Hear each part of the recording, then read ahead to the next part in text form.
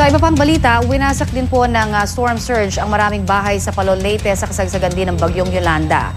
Paghupa ng bagyo, tumambad naman po ang laki ng pinsala at mga labi ng mga nasawi sa trahedya. Narito ang report ni Micaela Papa.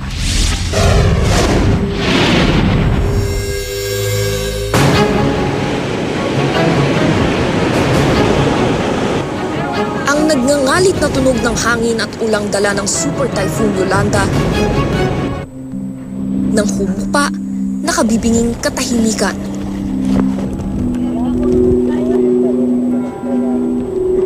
Ang isang mayabong na komunidad sa isang iglap, mistulang nabura sa mapa. Tangay ang mga ari-ariang ipinundar ng maraming taon.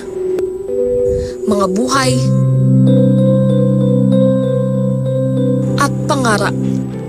Ang batang si Mark Steven Alba ang tanging nakaligtas sa kanilang pamilya. Yung tubig, pumapasok na sa bahay namin, tapos inanod kami palabas. Nakahawak na kami sa grills dyan ng bintana.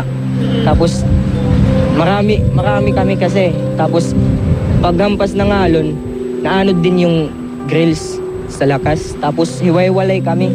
Ang karanasan ni Mark Steven kapareho lang sa kwento ng iba pang taga Palo, Leyte. Malimit daw na hinahagupit ng bagyo ang kanilang bayan. Pero nangyari ang di nila inakala. Dito sa may dalampasigan sa Palo, Leyte, pinaka-nabaranasan ang hagupit ng bagyong Yolanda. Halos mag-zero visibility na nga dahil sa lakas ng hangin at ng ulan. At hindi naman nakita ngayon, di kalayuan ng gilid dagat at napakataas nga ng alon kasi hindi umabot ng dura hanggang 6 na metro. Ang babaeng ito na nasa bintana ng aming tinutuluyang hotel, muntik nang matangay ng malaking alon. Ang aming news team naman, nagpa siyang umakyat sa ikalawang palapag ng hotel. Sa lakas ng hangin, nabasag ang mga salamin at bumagsak ang mga kisame.